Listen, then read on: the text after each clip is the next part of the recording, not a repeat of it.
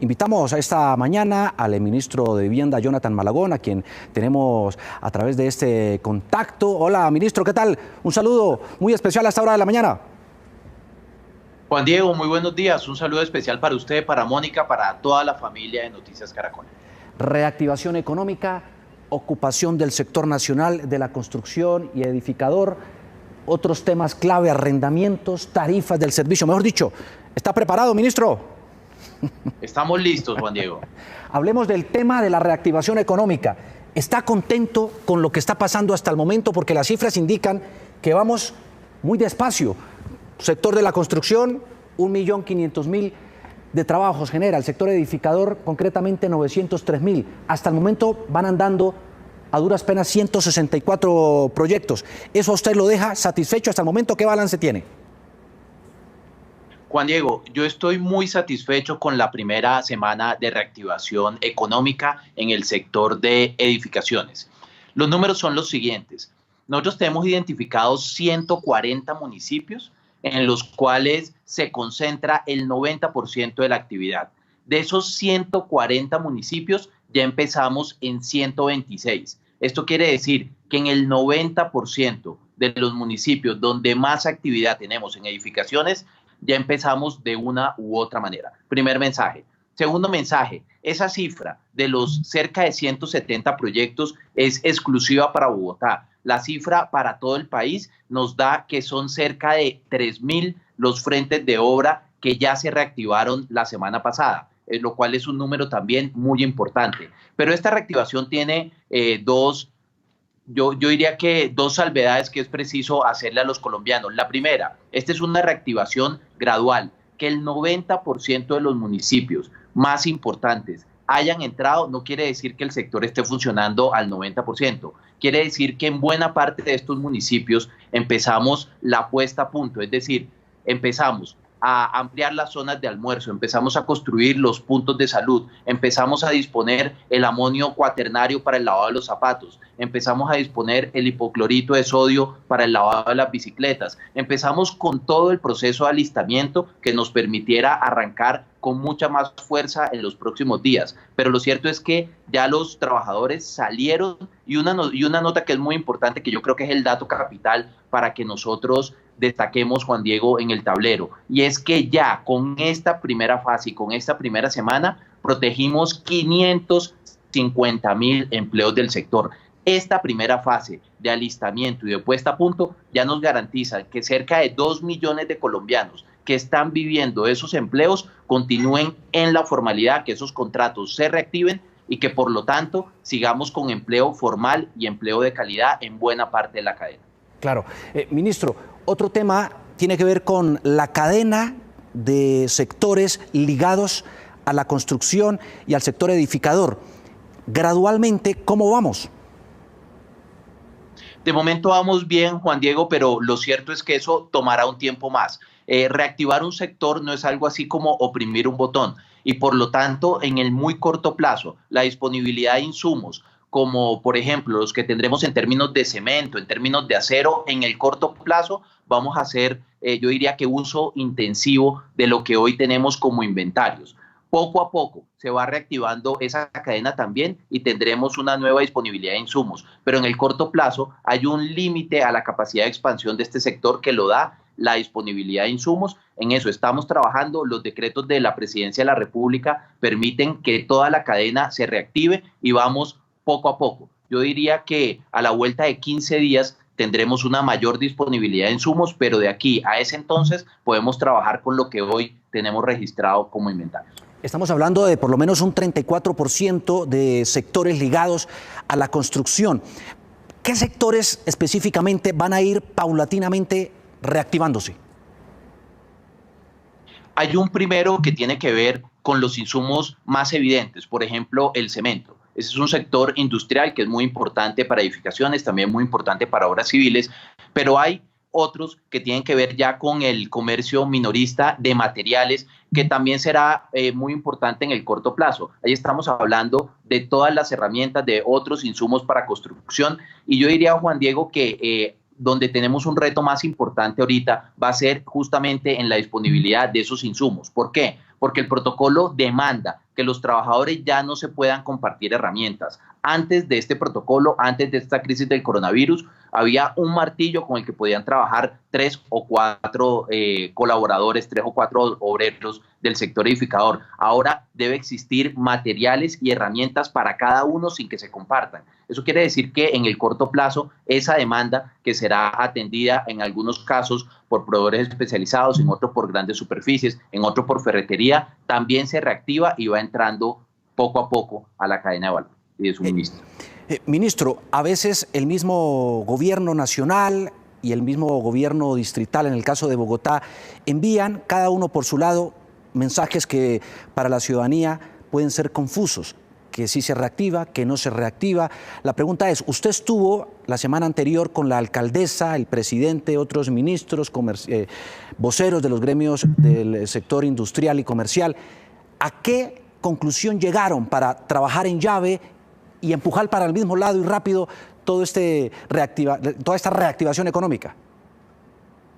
Yo creo que el país está muy alineado en el mensaje que ha dado el presidente Iván Duque, que es la recuperación paulatina y progresiva de nuestra actividad productiva, si bien no nuestra actividad social, y todas las entidades territoriales se han sintonizado con ese mensaje. Bogotá no es la excepción. Digamos que con Bogotá empezamos este trabajo desde que sacamos los protocolos, empezamos un proceso de socialización, la alcaldía pidió unos censos de movilidad que nosotros consideramos que eran muy importantes y muy oportunos, y la verdad es que la relación y la comunicación ha sido muy buena. Déjeme ponerle un ejemplo. El miércoles de la semana pasada ya teníamos los primeros 16 proyectos aprobados en Bogotá. Hoy tenemos más de 170. La semana pasada me fui personalmente con la secretaria de Hábitat a hacer visitas de verificación del cumplimiento del protocolo. Y la verdad es que en Bogotá vamos muy, muy bien. Que es el primer sector que se reactiva en Bogotá, después de 10 de la mañana, con unas restricciones, lo cierto es que está funcionando razonablemente bien y es un ejemplo y, si se quiere, una inspiración para el proceso de apertura gradual que tendremos en otros sectores. Algunos de los constructores dicen que los grandes tienen mayores ventajas sobre los pequeños, dadas las condiciones de músculo financiero y su flujo de caja. El gobierno está también garantizando que estas pequeñas constructoras o frentes de obra tengan la posibilidad de financiarse para brindarle a sus trabajadores los implementos adecuados y todas estas garantías que permitan que el virus no se propague en los sitios de trabajo.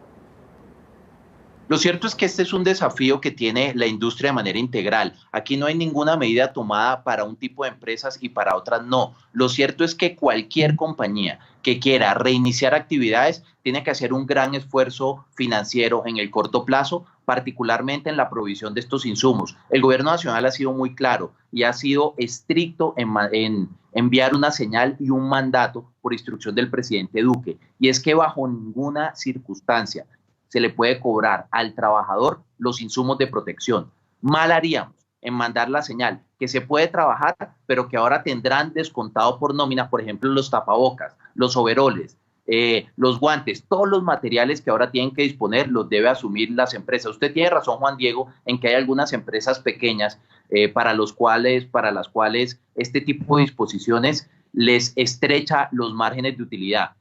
Pero el gobierno nacional ha sido muy claro, empresa que quiera salir debe asumir este sobrecosto. Respecto a la financiación de las empresas, digamos que Colombia tiene una tradición de buena comunicación entre el sector financiero y el sector constructor. Por supuesto que ahorita en un escenario caracterizado por una liquidez que es un poco más estricta y unas aprobaciones de crédito que son más estrictas, tendremos un desafío en el mediano y largo plazo de reactivar el crédito constructor. Eso es algo que estamos pensando y que estamos contemplando dentro del paquete de medidas que tendremos de cara a la reactivación, pero ahorita en el corto plazo no hemos identificado que ese punto que usted señala se nos convierta en un obstáculo material para que podamos seguir adelante. Lo que hemos visto, por el contrario, es que los más de 3.000 protocolos, manuales de implementación del protocolo que se han radicado en las alcaldías son de empresas grandes, medianas y pequeñas, y que el sector de construcción en edificaciones está listo para recuperar su vida productiva. Sí, ministro, para usar el lenguaje coloquial de la construcción. Muchos dicen que si hay algo en lo que estamos colgados de la brocha es en este tema, en el de los arrendamientos. De hecho, el mismo ministro Restrepo de Comercio habló sobre la necesidad de reunirse con usted para acordar que se respeten por lo menos lo dispuesto en este famoso decreto 579, que buscaba eso, que los comerciantes, que los constructores, que las empresas pudieran llegar a una conciliación para que no tuvieran problemas con el pago del arriendo. ¿En qué va eso? Juan Diego, lo primero es que ese decreto tenemos que separar su incidencia en dos sectores. Un primero es el arriendo residencial y un segundo es el arriendo comercial. En el arriendo residencial, digamos que el foco del decreto, que tiene que ver justamente con la relación contractual entre dos hogares, un hogar que arrienda y un hogar que recibe el arriendo, este decreto está funcionando bien. 2 de cada 3 familias colombianas continúan haciendo los pagos de acuerdo a las estadísticas de Fedelonjas, y eso es muy importante. Y de los que no han podido hacer los pagos, que en este caso son una minoría, la inmensa mayoría se ha acercado, ha tocado la puerta para llegar a un acuerdo, y no tenemos ahorita mayores solicitudes de terminación de contrato. Eso quiere decir que el decreto en lo que tiene que ver con lo residencial ha sido un éxito. Aquí no se puede cantar victoria, tenemos que monitorear semana tras semana con el gremio, con Fedelonjas, con las aseguradoras, con las afianzadoras, cómo vamos, pero el parte digamos que es muy bueno.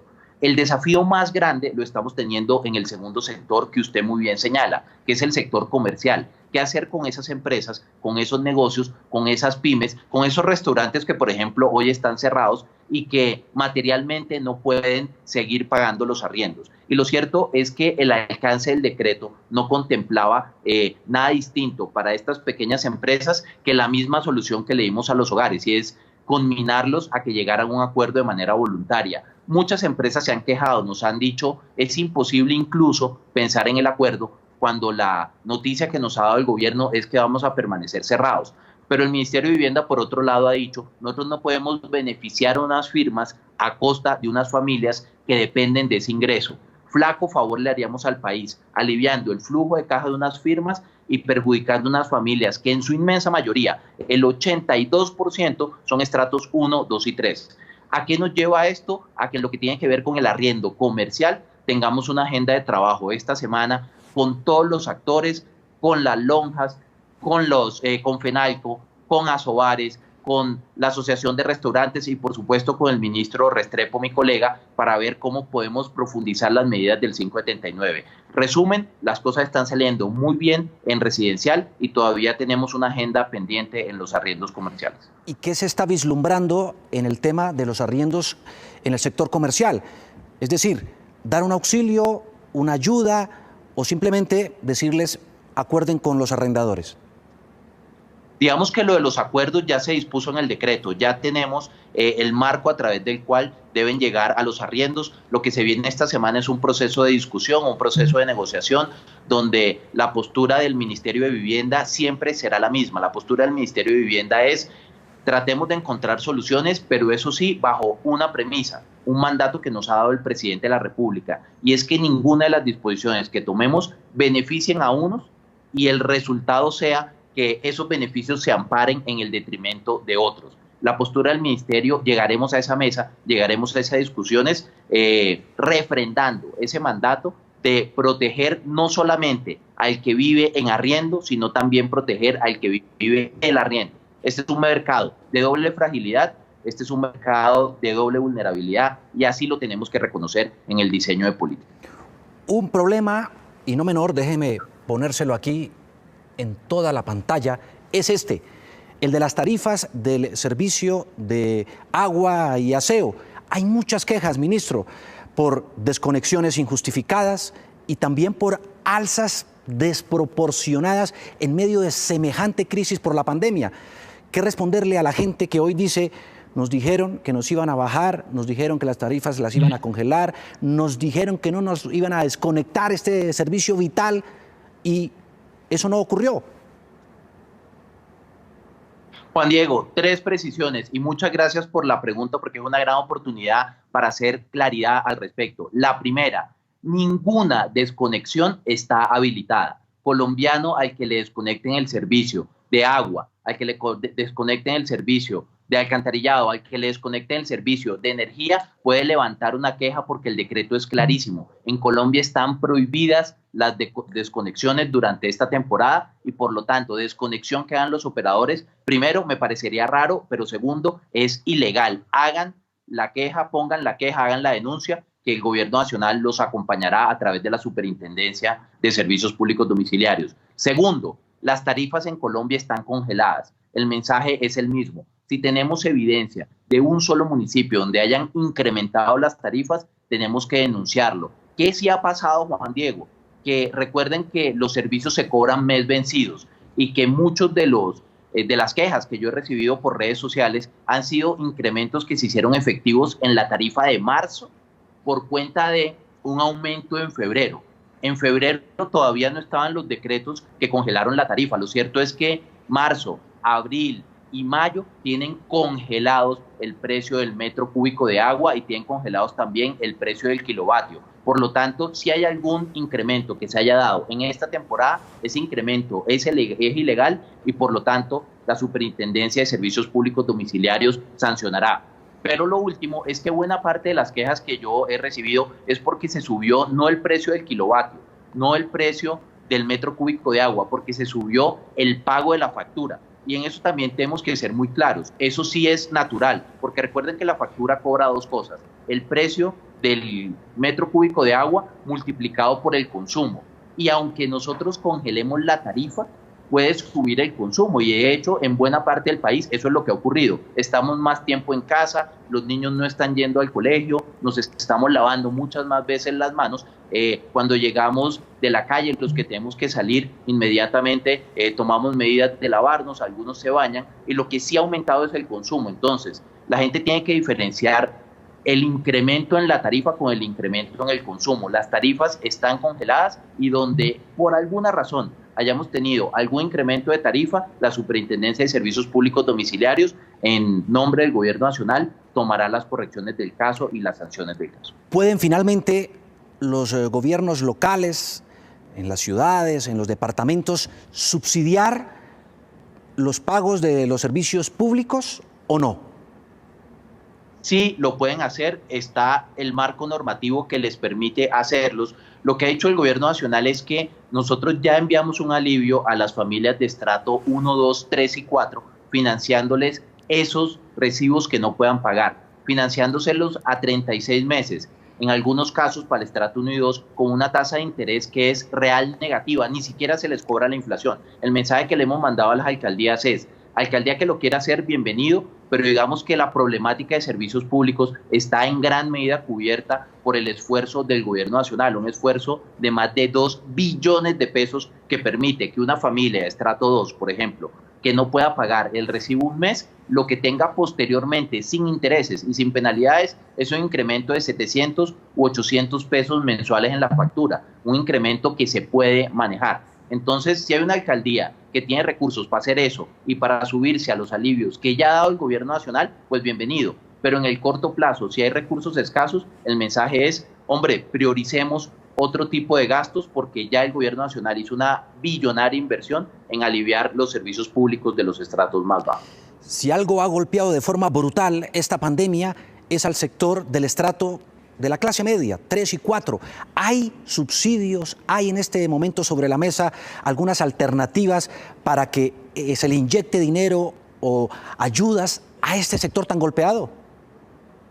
En lo que tiene que ver con servicios públicos, Juan Diego, nosotros reconocimos ese gran llamado de la sociedad. A nosotros nos dijeron: está muy bien la focalización, el primer paquete de medidas para el estrato 1 y 2 está bien, pero algo tenemos que hacer con los estratos 3 y 4. Aunque en el estrato 1 y 2 tenemos el 62% de los colombianos, usted tiene razón, esta es una crisis que le ha pegado muy fuertemente a la clase media. Reconociendo ese llamado, que tantas veces lo discutimos aquí en su programa, del que recibimos tantas voces ciudadanas, el presidente Duque nos dio una instrucción a la ministra de Energía y a mí respecto a medidas para el estrato 3 y 4. Esas medidas las lanzamos.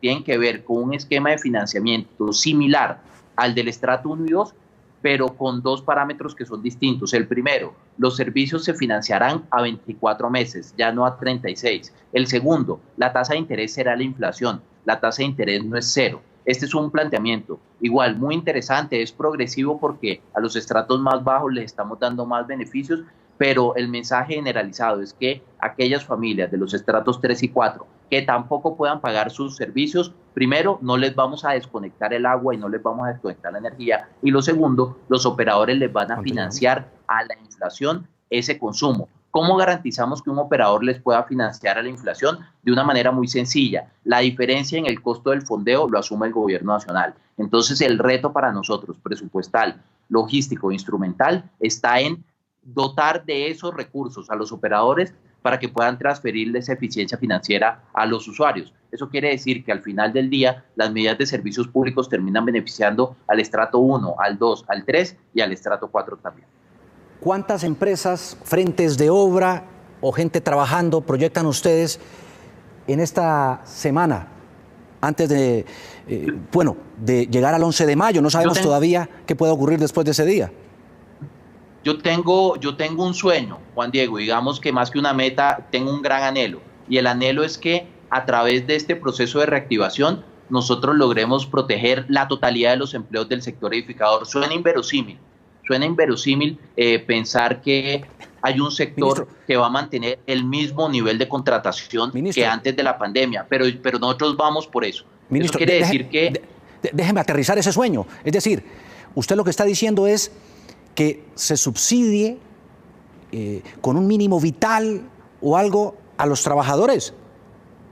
No, lo que estoy diciendo es que espero que la reactivación del sector construcción sea tal que permita que los 903.000 empleados conserven su ingreso, conserven, digamos que la mejor de las políticas sociales, que es un empleo digno y un contrato de trabajo formal, que sigan ganando más de un salario mínimo, que sigan recibiendo sus pensiones, sus cesantías, sigan recibiendo todos los beneficios de la formalidad y que esos empleos no se pierdan. Ya llevamos 550.000 empleos protegidos con esta primera fase. Mi intención es que logremos proteger la mayor cantidad de los 900.000. En el corto plazo, ¿qué cabe esperar de la actividad edificadora en las calles? ¿Qué podremos ver? Podremos ver que buena parte de los proyectos que la semana pasada estuvieron en fase de alistamiento, esta semana estén en fase de construcción.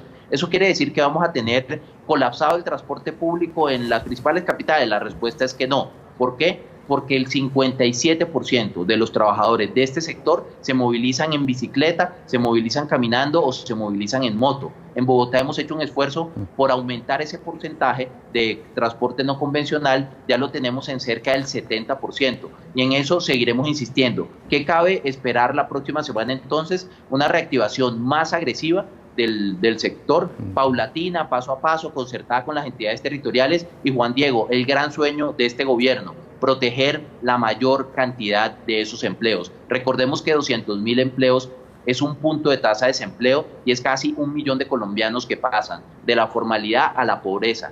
Y aquí, en este sector que es tan vulnerable, vamos bien. Ya protegimos el 60% de los empleos, ojalá lleguemos al 100% de los empleos protegidos. Reactivación económica más agresiva a partir de la próxima semana, pero, ministro, con la mano en el corazón, con la sinceridad que a usted lo caracteriza, de hecho, hay muchos colombianos que lo están viendo.